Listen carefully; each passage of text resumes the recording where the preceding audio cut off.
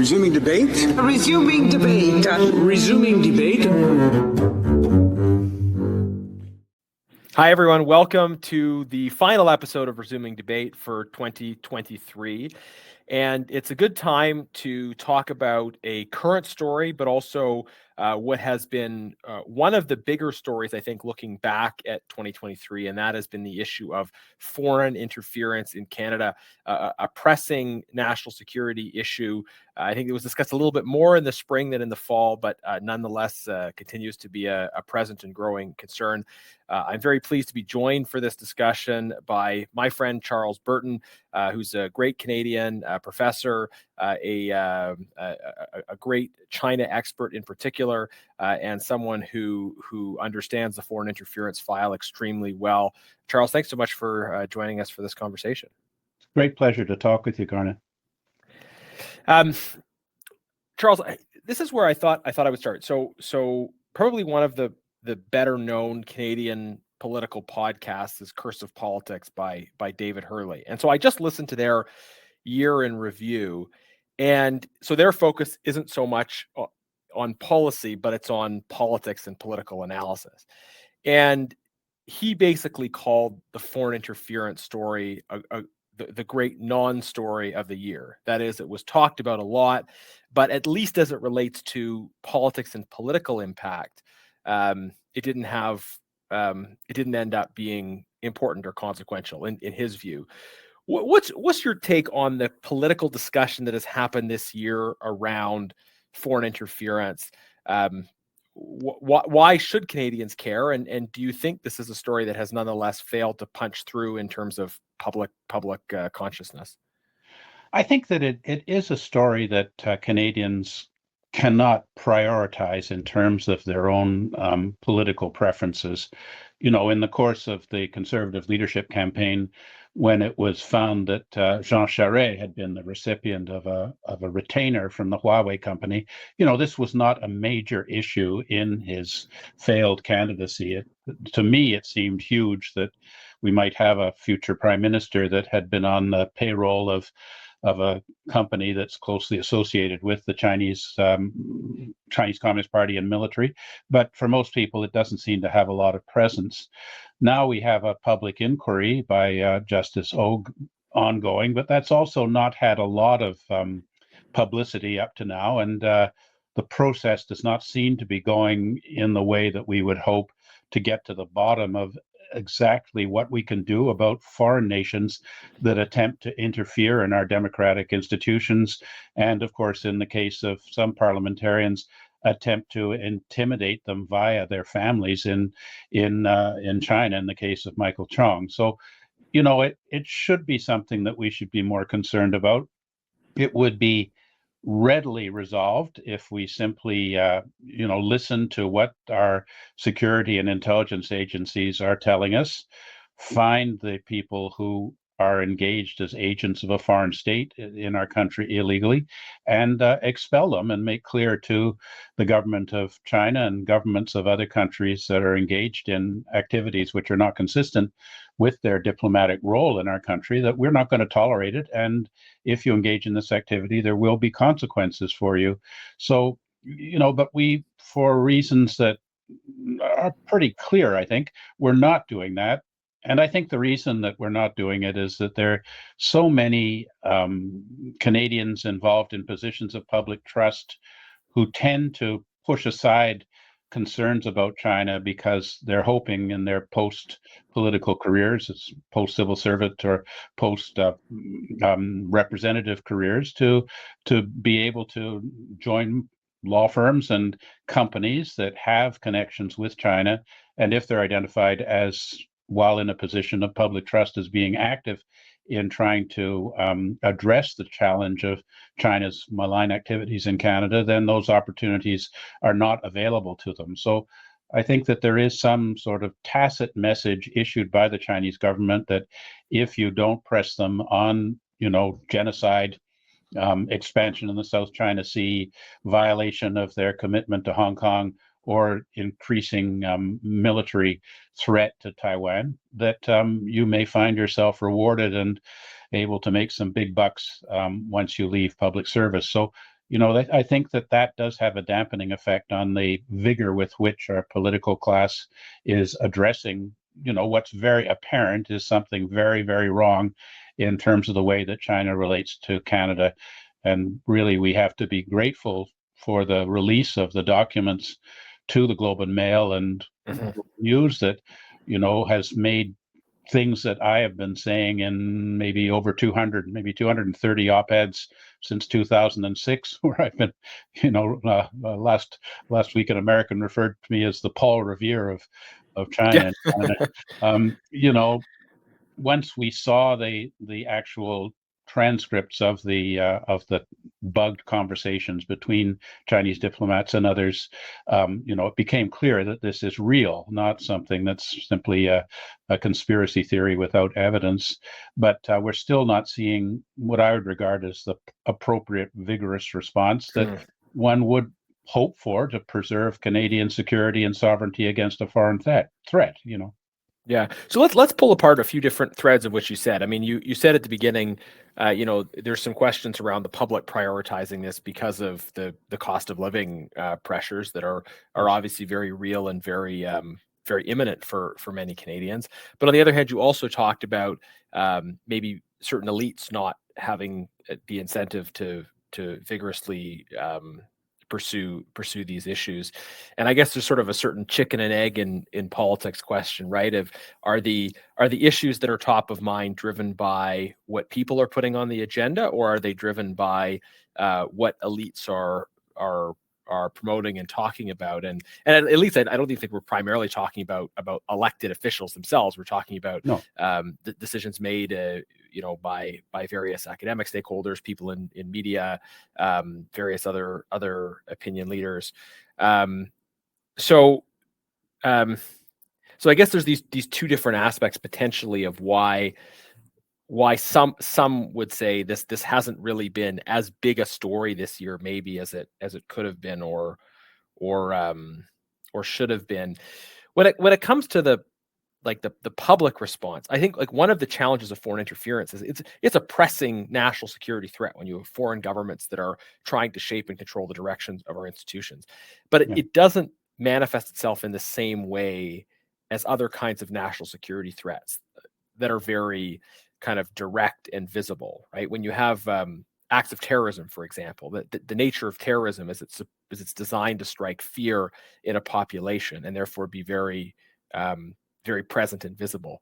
But these efforts at foreign state-backed interference, they aim to operate by stealth and subvert our institutions without being visible. Is that one of the challenges here that we face? Yes, I mean, absolutely. The United Front Work Department of the Chinese Communist Party, which is the institution of the Chinese regime that is responsible for influence and interference activities, is a very sophisticated institution. They have 50,000 staff, and they are a major proportion of the persons in Canada who enjoy the protection of diplomatic status in our country. The Chinese embassies and consulates in Canada have a very high level of staffing that seems to exceed that of comparable nations. And one assumes that the reason for that is that a lot of those people are involved in trying to engage in covert and coercive and corrupt activities in Canada that go beyond the normal diplomatic engagement that one would expect from countries that are prepared to play by the rules of diplomacy and respect the Vienna Convention. So, from that point of view, the subversion is there, and the Chinese regime is really not comparable to our own institutions. It's a Leninist regime where the Chinese Communist Party forms an umbrella of control over everything. So the regime is able to engage in manipulation based on economic incentives that we could not do. And so, China wants to be able to have full access to our critical mineral sector and wants to be able to export dual-use military technologies through whatever means. We can't do the same thing reciprocally in China. If a Canadian telephone company, say BlackBerry, wants to find out, about the latest technological developments of its rivals, or wants to know information about bids of its rivals for opportunities in other countries. Our communications security establishment, our spy agency, is not going to provide that information to BlackBerry. But in China, it's normal that, of course, Huawei would be given these kinds of advantages. And we know from the United States that this has been going on in quite a major fashion, and that Huawei has been able to obtain, with Chinese regime assistance, technologies that they have not developed themselves. And I think in general, if you look at a company like Huawei, why is their equipment, something like a third less than their competitors like Nokia and Ericsson? It's because when the price is set, the Chinese government is able to factor in the intelligence gathering benefits of having, say, control of a 5G network, or knowledge of infrastructure that could be of future use to the regime. So when you're dealing with China, you're dealing with something that is not the same. You cannot adopt a sort of country agnostic approach to China. You really have to be looking at, are they engaged in activities which should be illegal under Canadian law, and are we able to prevent this from happening? And I don't think that we have enough awareness of the very subversive nature of the Chinese regime's agenda in Canada, and the great successes that they have been having in achieving them, which I think is really why they keep so many people here, or why the Chinese consul general in Vancouver is a person who is very high up in the regime, much higher than you would expect a consul general of a relatively minor foreign city. It's because of these other aspects, other benefits the regime they're able to derive, while we basically, don't seem to see it happening, and don't pay attention to the very serious concerns and allegations raised by security intelligence services, which has then led people to betray their commitment to the Security of Information Act and release top secret documents to the press, which is very damaging to our nation and foreign reputation and ability to share intelligence with our allies in future. Yeah, when you put it in those terms, it really does underline just how extraordinary some of the events of the year have been, which is why I would push back against the description of it as a non-story. I mean, I think it's been hugely important on lots of levels.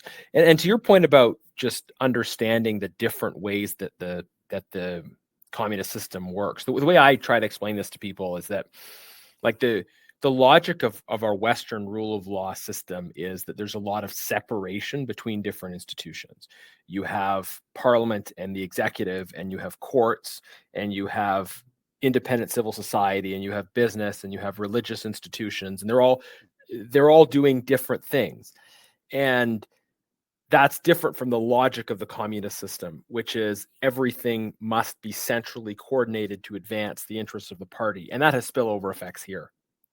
Enormous spillover effects in terms of, we've seen this. We have done some good things. We denied a Chinese construction company from taking over Canada's largest publicly owned construction company, Aecon, a company which was involved in projects like the Gordie Howe Bridge, thereby not providing potentially the Chinese regime with blueprints that could be used for strategic purposes, on the assumption that a state-owned construction company would be required under Chinese law, and forget about law, just practice, to engage in espionage on behalf of the Chinese military and security agencies. And we denied the purchase of a money-losing gold mine by Shandong Gold way up in the north, a gold mine that was, suspiciously close to a NORAD installation and provided some potential outlet into the Arctic oceans.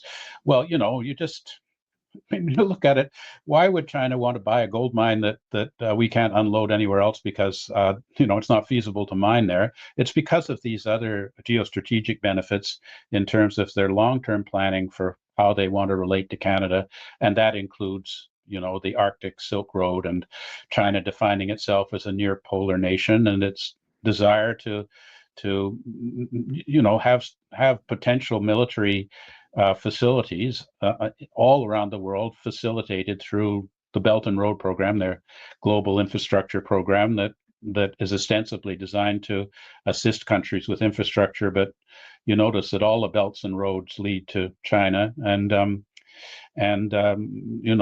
countries that are given the most attention by China have geostrategic advantages in the way of port facilities and other potential military facilities for a future, global conflict that China may be involved in, to assert its position as stated by Party General Secretary Xi Jinping, to assume the community of the common destiny of mankind. In other words, for China to become the global hegemon in the context of the United States fading into irrelevance, and those global institutions that maintain justice and peace and prosperity in the world fading away, to be replaced by institutions that reflect the values of an autocratic Chinese state and would be welcomed by their somewhat like-minded friends like Iran and Russia. So, we do have a lot to worry about, because it's gradual. It's step by step. It's like, I don't know if you've ever played the game Go, where you put the little tiles around there, and eventually you want to surround. Your opponent, and the game takes like 16 hours. And I mean, man, when I was at university in China, I was there for 4 years living in the dorm, and we played a lot of Go, and I started to play a bit of Go, and I thought I was getting pretty good at it. But in all my 4 years, I never won a single game, because just as I was thinking I was doing better, the other guys surrounded me and I lost. So, I do feel there's some comparable process. You just have to be looking at all the things that the regime is doing and understanding that they have a long-term perspective and a coordinated perspective. And we just aren't, if they're playing Go, we're playing checkers, we just aren't seeing it. And that is a big concern for Canada's future. Yeah. So you said so many interesting things we could follow up on.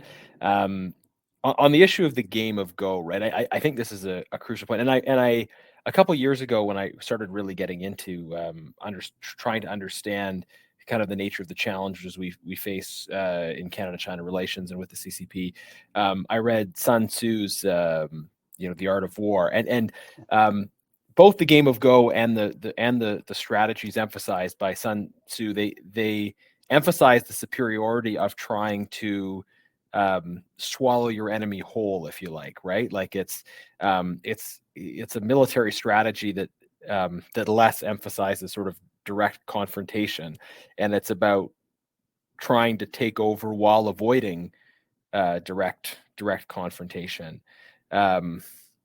And so, as much as sort of the system that that the CCP uses is a communist system, the some of these attitudes towards strategy seem to be informed by this more ancient tradition, and something worth learning from. So I'm curious for your thoughts on that. But then also, do you think that you mentioned partnerships with Russia and Iran and so forth? Do you think that the current global circumstances we face should be described as a new Cold War? Is it useful and instructive to use that kind of a description as we think about sort of the strategic dynamics we face?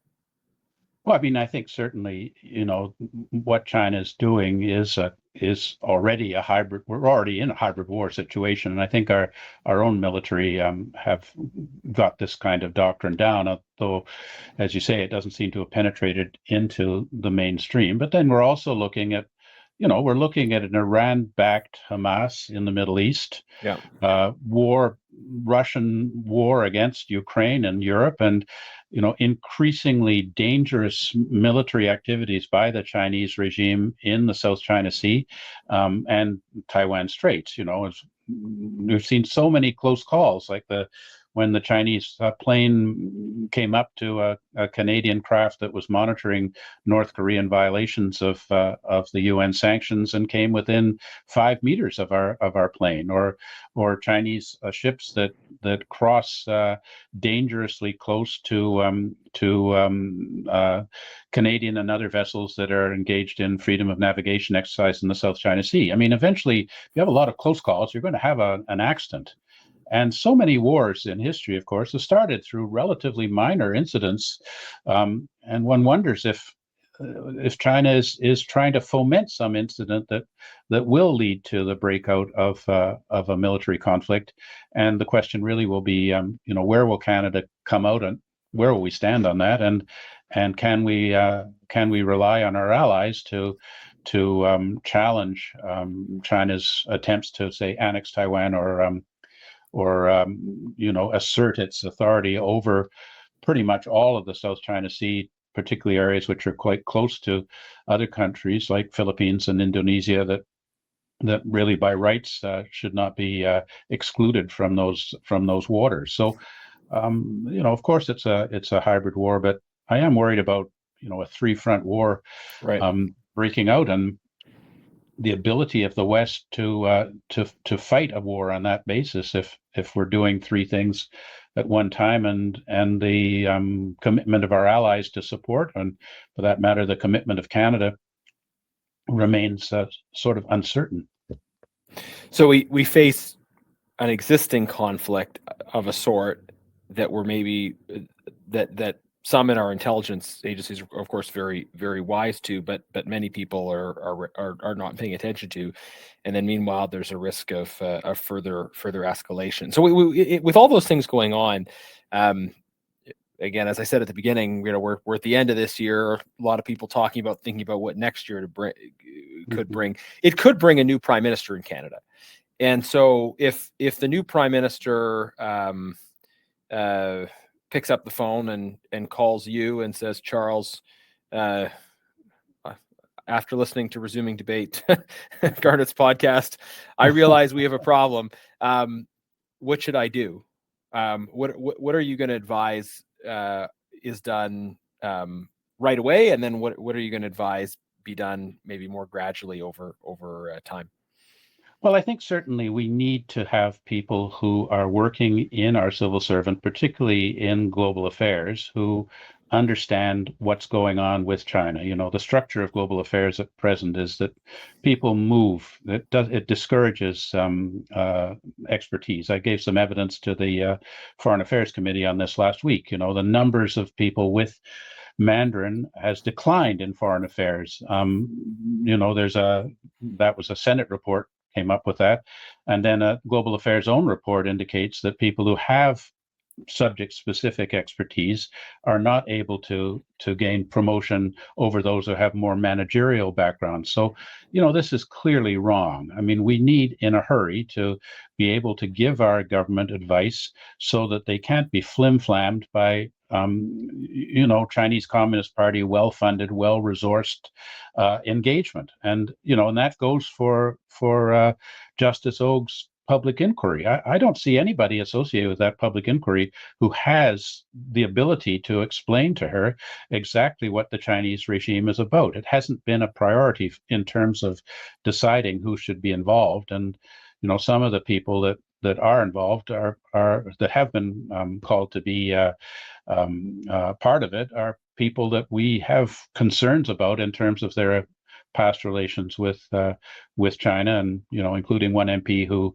resigned has left the Liberal Party because of allegations of improper interaction with the Chinese state, and Michael Chan, former Ontario Minister of Trade, now Deputy Mayor of Markham, who sued me in 2015 for my rather non-libelous article entitled "The Murky World of Chinese Influence," plus others that one would think might be not giving the full story about our concerns over Chinese influence activities. And I mean, the whole point of the thing is to find that out. So I would certainly want us to try and draw on expertise that will give a view to the government of the nature of Chinese activities and make recommendations to the government about what we can do about it, which I think is to call them out on it big time. We expelled one Chinese spy, a member of the Ministry of State Security who had diplomatic status, who we know was involved in attempting to harass, seeking information to harass the family of the Conservative Party's foreign affairs critic. how come we only expelled one? You mean there's only one? CSIS only knows about one? Why can't we turf them all? And the concerns that I hear from Global Affairs is, well, if we expel those Chinese spies, then they'll start to expel our people in Shanghai, Guangzhou, Hong Kong, Chongqing, and so on. Well, I mean, it's not much of a reason to allow people who are engaged in activities which are illegal in our country to be given tacit consent to continue them by sending out a signal to the Chinese government that we're only going to expel one. So I do think that we have to take a harder line, and my feeling is that the Chinese respect strength and resolve and take advantage of what they perceive as weakness, and that we're managing this wrong.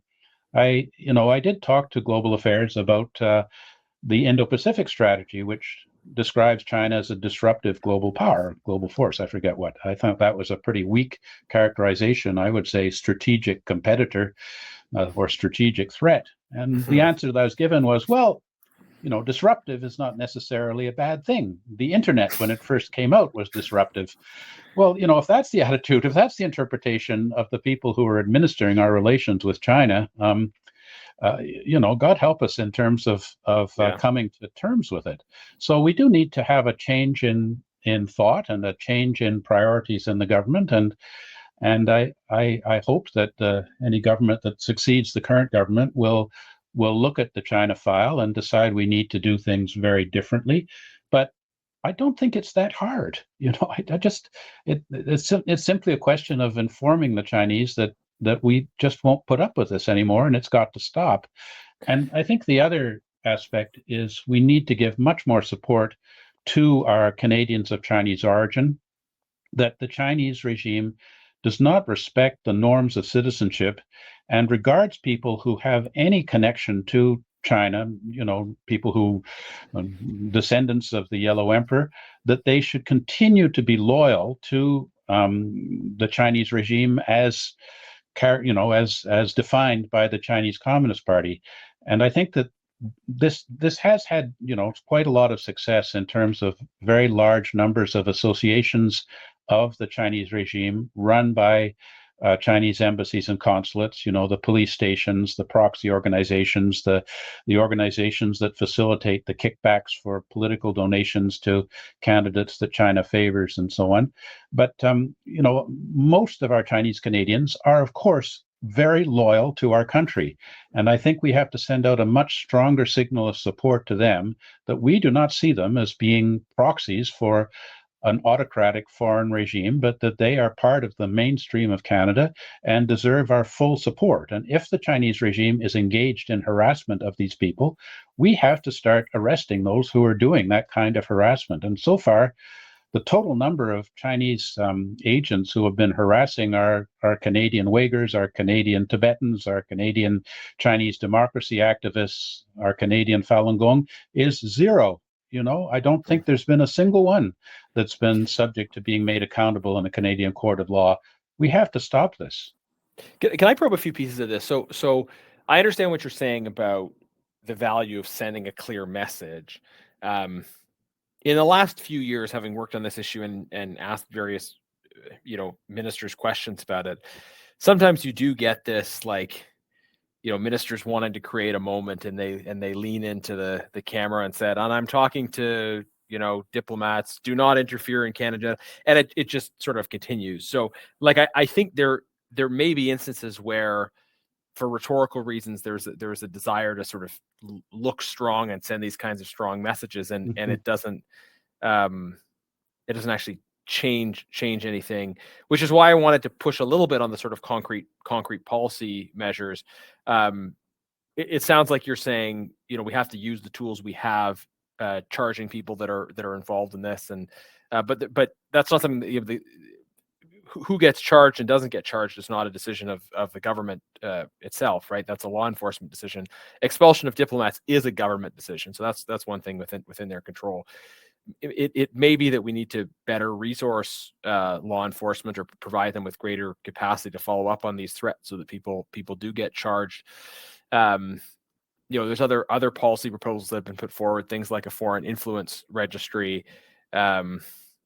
So, I mean, it would seem to me there are limits, aren't there, to the impact of this sending a message, but maybe the problem has just been that the government hasn't actually been interested in sending a message to the government of the PRC. They've more just wanted to send a message to placate critics and voters and then move on to the next thing.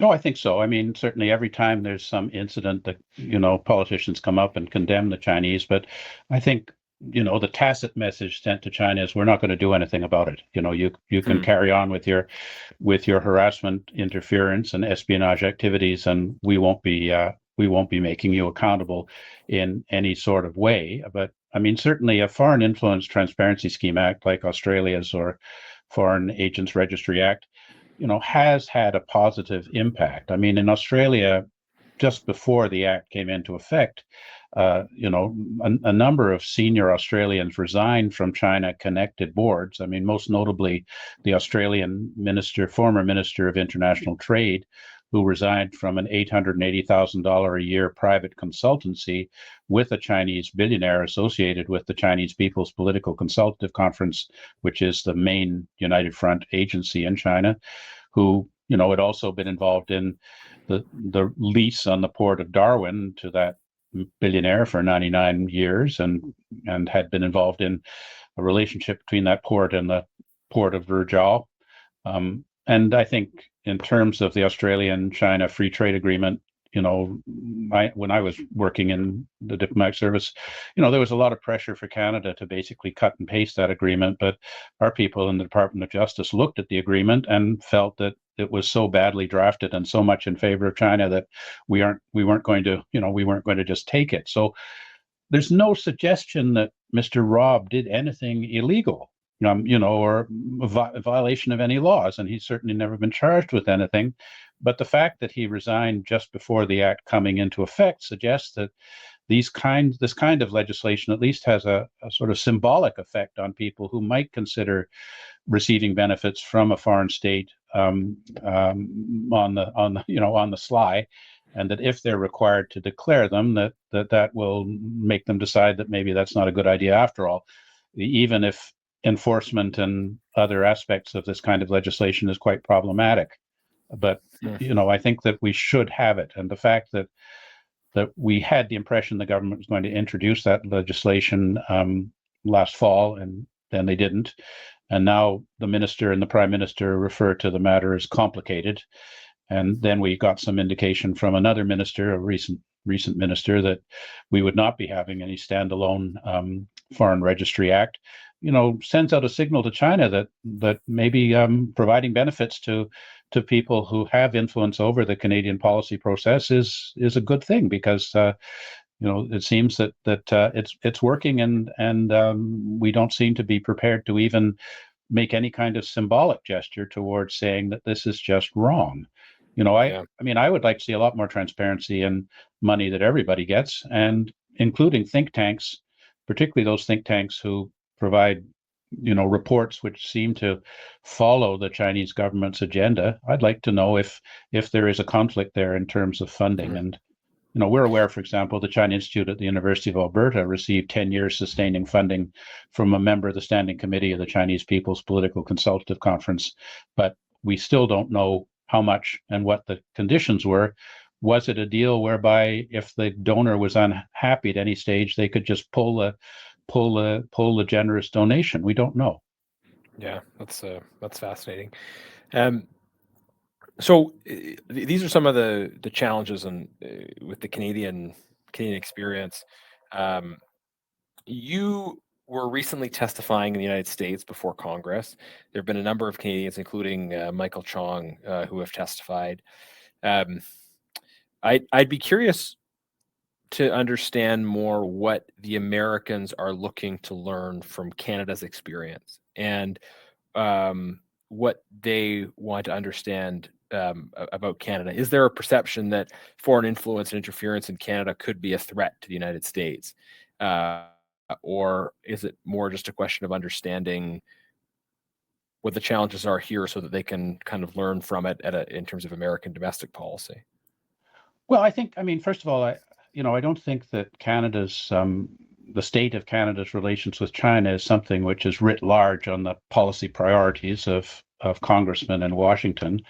I think their primary concern is Canada a reliable ally of the United States, and will we stand with the United States in terms of standing up to China's threat to the rules-based international order, or will we try and virtue signal our support and seek to benefit from pleasing the Chinese regime and thereby deriving some sort of privileged access to the Chinese market it's always being held out, although really our share of the Chinese market has been declining.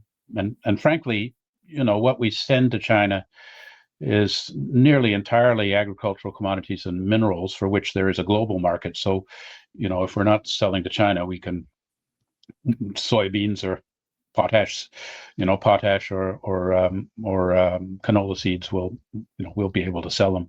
So I think that there is concern about whether Canada is a true and constant ally of the United States in its global approach. Are we prepared to allocate the kind of national resources in terms of our commitment to NATO, and are we able to maintain the security of the information that the United States shares with us, and would we be able to defend the North against potential China and Russia threat, which I think is where the Americans really see our value added. And the answer to all those questions, unfortunately, is not too positive. And I must say, I feel a high degree of unease of going to a foreign country and telling them things about Canada which doesn't reflect favorably on us. But, if they ask me the questions, I have to give the answers.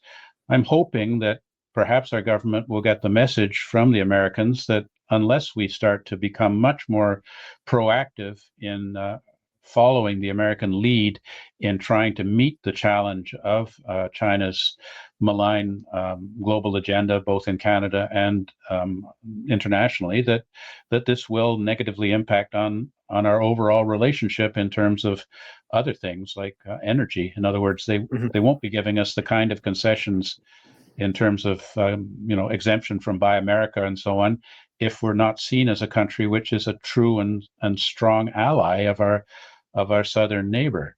And this is it's a disturbing message. It is generally the case that it seems to me that security looms much larger as an issue in American politics. And so it's not surprising that you would describe the fact that Americans are looking at what's happening in Canada with questions about security, because Americans are more likely to ask questions about security in general. Whereas, I guess where we started this conversation was the relative lower level of discussion that often surrounds security issues in Canada. I recall when Obama spoke to Parliament, there's a lot of play about the fact that Trump has asked various allies to spend more on defense. But I remember when Obama addressed Parliament, and he said basically that he'd like to see Canada spend more on its military, and everyone was so, well, maybe not everybody, but a lot of people were so enthralled by Obama that they stood up and clapped anyways, even though our friends across the way had no intention of actually doing it. So so it's just interesting, this Canada-U.S. dynamic, how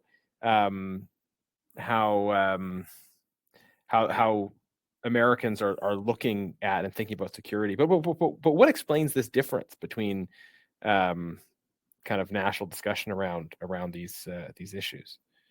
You mean why Canada? I think Canada, we've never been invaded, unlike, say, Australia that had the Japanese in the war. And I guess we feel confident that the U.S. will be there for us when we need it. But we have two oceans and one Arctic, or three oceans around us, and frankly, our capacity to defend our country is pathetic. I mean, when a Chinese spy balloon started to float across Canada, it was an American jet that shot it down. Apparently, we weren't able to get our plane up high enough to get it. So, can we defend our country ourselves? And I think that our relations with the United States are becoming less and less a priority in Washington as other nations become more and more important. And the fact that, we're excluded from the Indo-Pacific Economic Framework, even though whatever 13 countries are part of it, or, we're not part of the Quad, we're not part of the Australia, UK, US alliance. It seems as if, the Five Eyes is more and more turning into something that's more like three, and Canada is not seen as important a country to the United States as Australia, which is a less populous country far away. I mean, this is a pretty damning assessment of how we've been playing this off. And it's an enormous task for us to try and catch up and to actually be able to defend ourselves in a meaningful way. I mean, even in our Indo-Pacific strategy, which unfortunately seems to be more or less shredded due to what I would regard as mismanagement of our relations with India. We are only promising to send one more frigate to help with the Indo-Pacific freedom of navigation exercises over a long period. The amount of resources that we're actually prepared to put into it is, again, similar to what you're saying, essentially virtue signaling that, oh yes, we're fully engaged. But when it comes down to it, we're just not there with the follow-up and the substantive measures necessary and the determination of political choices that we have to be putting more into defense, which means less into other things. Mm-hmm.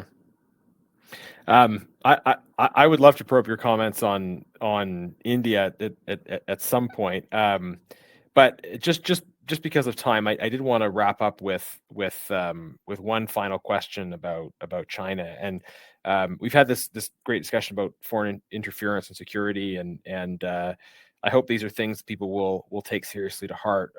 We're also having this discussion in the context where we continue to see horrifying human rights abuses in throughout the PRC, in particular the trial of Jimmy Lai. The House of Commons did pass a call for Jimmy Lai's release, and this is something that's been discussed a fair bit in the West. And I've actually visited Jimmy Lai's home in Hong Kong, so I've got a particular personal interest in this case. I wonder if you could share kind of your thoughts on what's happening with Jimmy Lai, developments in terms of human rights inside of China, especially as someone I know you've lived in China, you've got a great love for Chinese culture and traditions, and a real kind of a level of understanding that informs your analysis, and a level of I should say love and goodwill for the Chinese people. So in terms of what's happening inside China itself, maybe that's where we'll conclude, is to hear your thoughts on kind of those developments. Yes, I mean, I do feel that the Chinese Communist regime is not representative of the values and cultural tradition of China, contemporary values and cultural traditions of the people at large. It's a regime which has been imposed on them.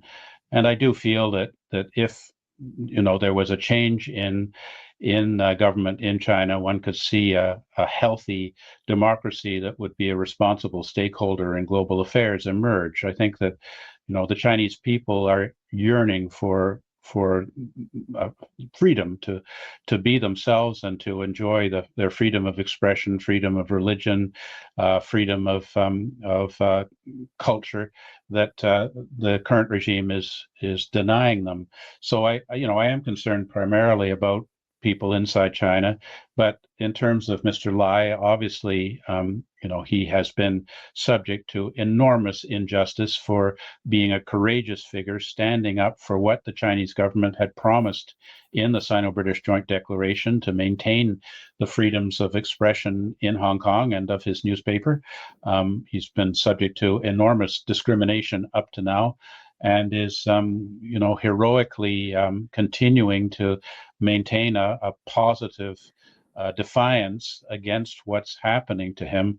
The trial will go on for a long time. I think the Chinese hope that we will lose interest and the matter will will fade from public consciousness, as I think the Chinese hope that the arbitrary detention of Michael Spavor and Michael Kovrig has done. As if we can somehow just put that behind us and go back to business as usual. I don't think that should be the way that Canadians respond. But you're right. I really hope for better days for China. I have so many very close friends living in that country that I'm unable to freely communicate with now, and I hope that that situation will change and I can return to China and visit my teachers and friends once again. Any final additional comments you want to make about any of the things we've covered, Charles? Thanks so much for joining us. You've been generous with your time. Anything else you want to add? I think that, I think we have to really hold the public inquiry to account. And I'm pleased that Mr. Chong will have full access to the documents that the inquiry is privy to, and will have an opportunity to ask questions of people in the inquiry. But, this is a critical moment. If we fail to bring the Chinese regime to account for what they have done in terms of interfering in our democratic institutions, then it's just another brick in the wall for China's ability to gradually subvert nations around the world, including Canada, to the Chinese regime's hostile agenda. We really have to understand the importance of freedom and democracy to what Canada is, and we shouldn't allow any country to try and challenge that. Yeah, that's a really important point. That the whole discussion around this inquiry, it's either going to be the mark of a sea change in terms of Canadian response, or it will be a step on the road showing what the CCP in this case, but foreign powers in general, can get away with. And so for those listening and following, there will be an interim report of the inquiry, supposed to be by the end of February. So coming up fairly shortly, and then a final report by the end of the year, portions of which will be made public and no doubt will be the subject of significant conversation. Charles, thank you again for joining us. This has been a great conversation. Great catching up with you. Merry Christmas to you and your family, and to all our listeners wherever you are. And we will be back with more episodes after Christmas into January as we prepare for another new session of Parliament. And thank you for following Resuming Debate this year. Please leave a review, and look forward to sharing more content with you in the new year. Thank you. All joy to your family for Christmas, and all your listeners for 2024.